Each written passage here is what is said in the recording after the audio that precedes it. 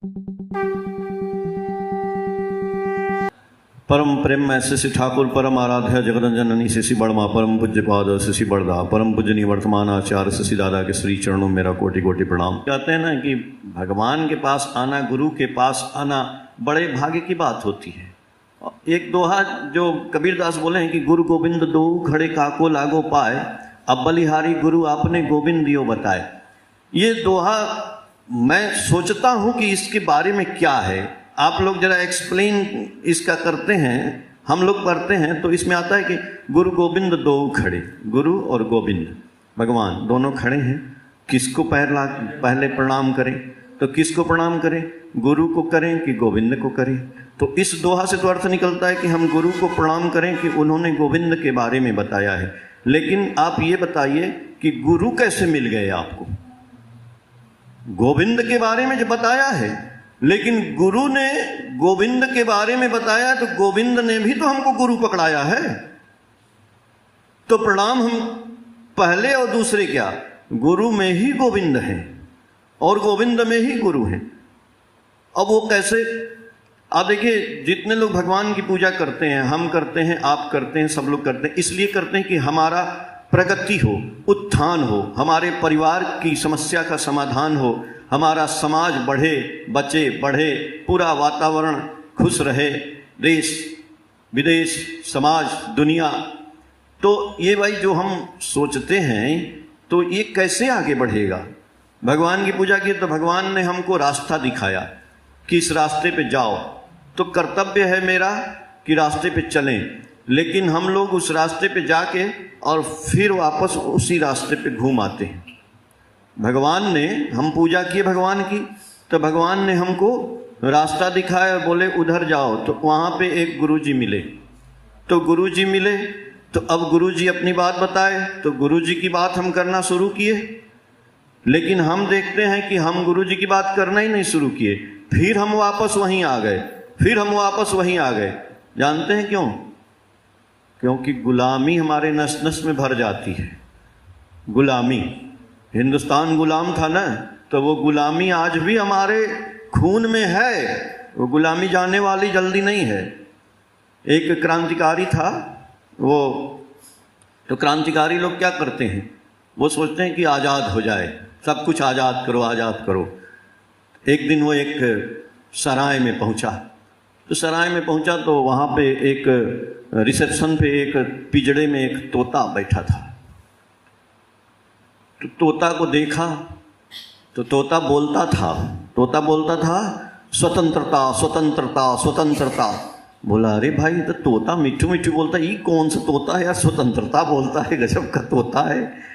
तो उसके मालिक से पूछा सराय के, भाई आपका तोता बड़ा बढ़िया है, ये स्वतंत्रता बोलता है यार, और हम तो क्रांतिकारी आदमी, हमको स्वतंत्रता वाली बात तो बड़ी अच्छी लगती है।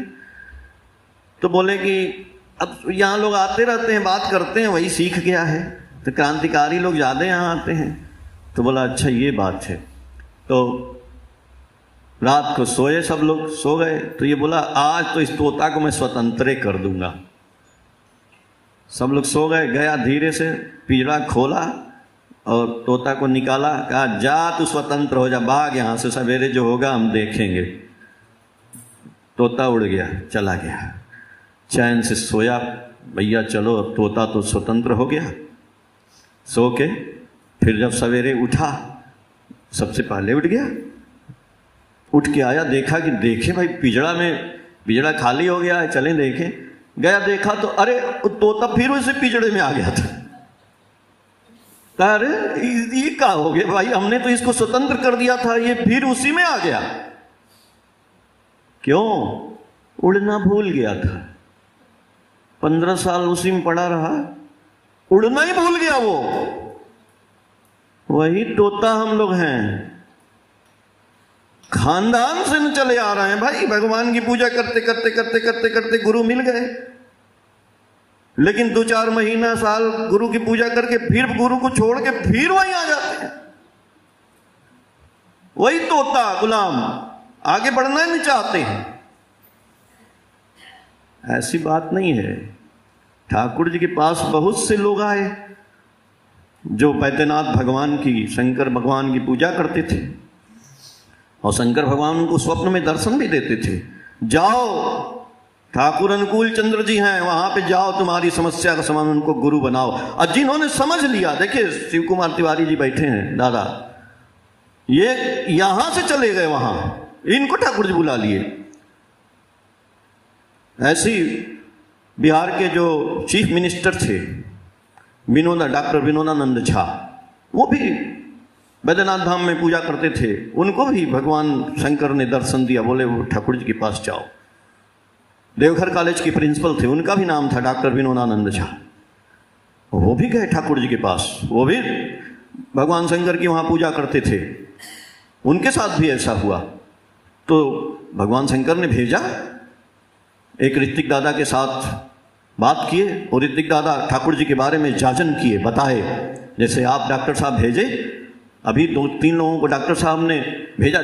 ठाकुर जी को देखिए क्या पसंद है, ठाकुर जी को जो पसंद है वो देना चाहिए, अगर वो दे दिए तो हमारा कल्याण होना निश्चित है।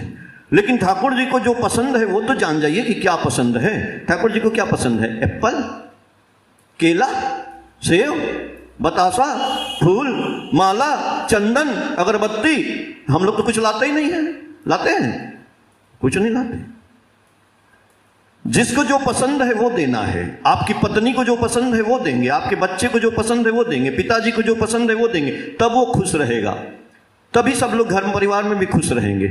तो जब घर परिवार के लोग वो देने से खुश हो जाते हैं, तो ठाकुर जी को जो पसंद है, गुरु किए हैं महाराज, तो गुरु जी को जो पसंद है वो ना देंगे, वो देंगे ही नहीं। कौन गुरु जी हमारे ऊपर रक्षा नहीं करे, हमारा समाधान नहीं हो रहा, हमारा समस्या का कुछ नहीं होगा, वैसे ही करते रहिए। आप अपने मन की कर रहे हैं, हम अपने मन की कर रहे हैं, वो अपने मन की कर रहे हैं। अरे भाई, उनको पसंद है मनुष्य, आदमी, इंसान, पैसा रुपया नहीं। ठाकुर जी कहे ठका पराया मानुष अपना, जितना हो मानुष धरना। उनको मनुष्य पसंद है। ठाकुर बोले मेरे पास मनुष्य लाओ। अब आप हम सोचेंगे कि मनुष्य लाओ, तो मनुष्य कैसा लाएं यार? सुंदर लाएं, ईमानदार लाएं, चरित्रवान लाएं। ये ठाकुर जी नहीं बोले हैं। आप खोजते रह जाएंगे, कोई नहीं मिलेगा आपको, न सुंदर न चरित्रवान, कुछ नहीं मिलेगा, मिलेगा ही नहीं। मिलेगा आपको दुष्ट, मिलेगा चोर, मिलेगा कपटी, मिलेगा धूर्त, ये आदमी जाते मिलेंगे। तो ठाकुर तो ये थोड़ी बोले जैसा भी मनुष्य लाए हो आप, चाहे वो चोर हो, ईमानदार हो, चाहे ब्रह्म हत्या, गौ हत्या, गुरु हत्या, कुछ भी किया हो, उसको आप ले आओ यहां पे। आज जब वो गुरु के पास आएगा ना, तो वही डाकू रत्नाकर वाल्मीकि हो जाएगा। ऐसे ऐसे लोग गुरु जी के पास आए, दारूबाज, बहुत से लोग आए, हत्यारे, डाकू, सब आज सत्संग में जो है बड़े बड़े ऋत्विक बन गए हैं, दीक्षा देते हैं।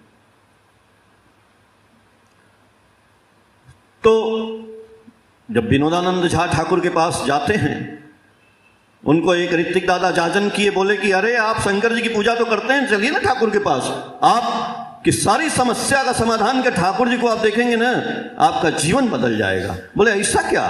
बोले हाँ। गए ठाकुर जी के पास, ठाकुर जी से पूछते हैं, पहले ये बताइए ठाकुर जी मेरे, हम पूछेंगे तो बताएंगे कि नहीं? बोले नहीं नहीं बताएंगे, आप प्रश्न पूछिएगा, हम ये नहीं करेंगे आप दीक्षा ले लीजिए, आप चलिए पहले प्रश्न पूछिए। आए ठाकुर जी बैठे हैं, और प्रिंसिपल हैं, वो ठाकुर जी से पूछते हैं, ठाकुर जी ये बताइए कि हमारे जीवन में कोई समस्या आएगी, हम आपको गुरु कर लेंगे, तो क्या वो समस्या का समाधान हो जाएगा? ठाकुर जी बोले ये तो हम भी नहीं जानते हैं कि तुम्हारी समस्या का समाधान हो जाएगा। तो बोले तब हम आपको गुरु कैसे करें? बोले गुरु इसलिए करो, ये हम नहीं जानते हैं कि मेरी समस्या, तुम्हारी समस्या का समाधान होगा, लेकिन ये लाखों लोग जो इस आश्रम में घूम रहे हैं, और लाखों लोग जो यहां आके दीक्षा ले रहे हैं, उनसे जाके पूछो, यदि उनकी समस्या का समाधान हो रहा है तो आपका भी समस्या का समाधान हो सकता है। तब वो बोले हम गुरुजी आपकी दीक्षा लेंगे। ठाकुर जी उनको बोले ऋत्विक दादा से आप इनको दीक्षा दे दीजिए। जब दीक्षा दिए तो बोले अब चलिए गुरु को प्रणाम करने। गुरु जी के पास आते हैं प्रणाम करने। बोले ठाकुर डॉक्टर साहब दीक्षा ले लिए। ठाकुर बोले यहाँ बैठिए मेरे पास, हम एक बात बताते हैं आपको, इसको जीवन भर अपने दिमाग में रखिएगा, आपका जीवन सुंदर हो जाएगा। एक बात ठाकुर जी बोले हाँ ठाकुर बोलिए। बोले किलेर काछे जे गम थाके,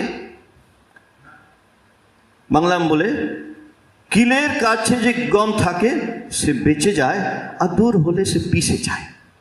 इस बात को आप याद रखिएगा। मतलब कील के पास जब चक्की चलती है तो जो गेहूं रहता है वो बच जाता है, और जैसे ही दूर जाता है वो पिस जाता है।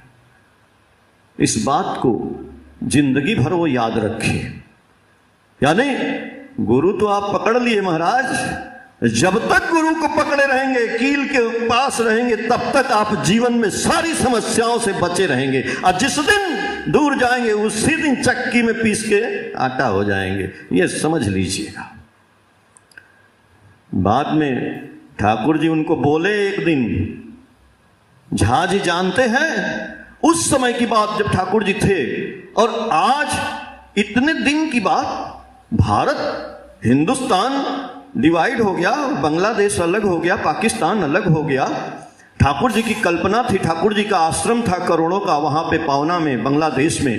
ठाकुर जी चाहते थे कि एक ऐसी यूनिवर्सिटी बनाई जाए, सांडेल यूनिवर्सिटी बने, और काशीपुर में, वो काशीपुर आज बांग्लादेश में है, तो वहां पे बने और ऐसी यूनिवर्सिटी बने कि पूरी दुनिया के लोग इसमें सारी भाषाएं पढ़ाई जाएं और सारे लोग आए और रहें। ये ठाकुर जी की परिकल्पना है। और वो ठाकुर जी उसके बारे में उनसे बोले कि जानते हैं झा जी, मैं तो चला जाऊंगा, लेकिन आपको पता है एक दिन ये सांडेल यूनिवर्सिटी मेरी जो हम सोचते हैं ना बनेगी।